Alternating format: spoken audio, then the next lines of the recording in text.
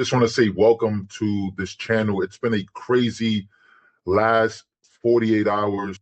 I'm in shock that this is happening. But number one, call with Putin to end Russia-Ukraine war. It was announced that Putin is looking forward to negotiating, and he says that he would also be willing to call Donald Trump himself. He said it himself because he had like a big Russian event. I'm not sure what the name was, but it was a conference where, once somebody wins in the United States of America, he got up there, he spoke about Russia and where Russia is at in the world. And he said that if it's up to him, he'd call Donald Trump first. So they're going to have a call and talk about peace. That's already happening. In the first 24 hours, Putin got up there and said, I am willing to call him myself. He doesn't even have to call me. I'll call him myself. It took less than 24 hours for Trump to be president-elect, for Russia's president, Vladimir Putin, to say, hey, hello, I want to talk to you guys. I want peace. Number two, a ceasefire with Iran. Hamas calls for immediate end to war and ceasefire with Iran. That's 2 and 3. And number 4, China hopes for peaceful coexistence with America. They put out an article last night saying that they would love a peaceful coexistence. Why are all these people all of a sudden, all these countries all of a sudden, calling in, posting, and saying, we want peace? Less than 48 hours since Trump has been in office, ladies and gentlemen, we got China literally calling for peace, a peaceful coexistence. We have Hamas saying that they would love an immediate end to this war. We have Iran saying that they want a ceasefire.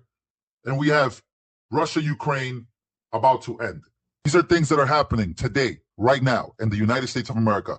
City, I got breaking news about what just happened in New York City. Trump is not even president yet. And this is the breaking news from New York City. News, the mayor just announced that the city will no longer issue vouchers to migrants to pay for food, ending a controversial program that had repeatedly come under attack by conservatives and others. This pilot program in New York City, drenched in both humanity and controversy, distributed debit cards to migrant families staying in city-funded hotels and allowing them to buy their own food.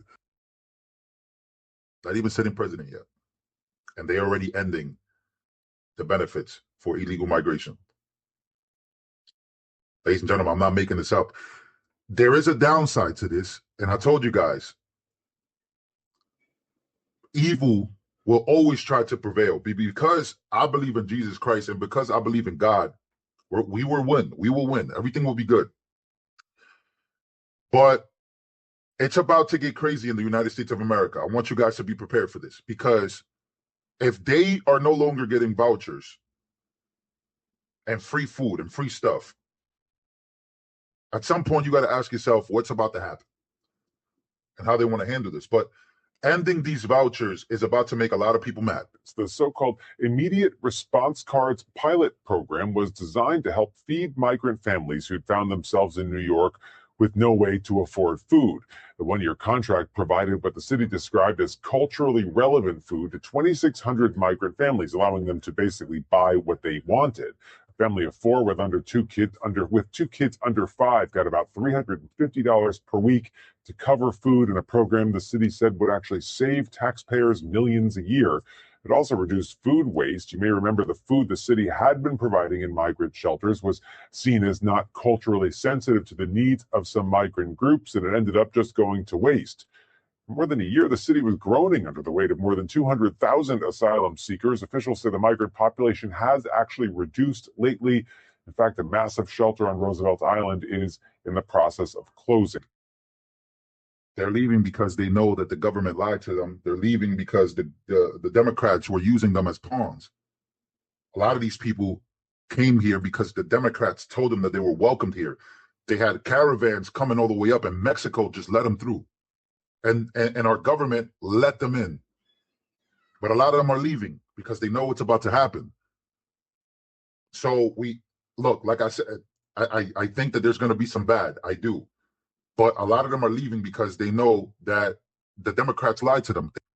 Democrats in New York City that told these people to come here because it's good for them. And, you know, we got you. We're not going to leave anybody behind. They lied to them. They lied to these people. They put them in hotels. They gave them this lavish lifestyle because they thought that they would win the election. Now they lost the election. Now these people have to go back home with their families after almost dying trying to get here.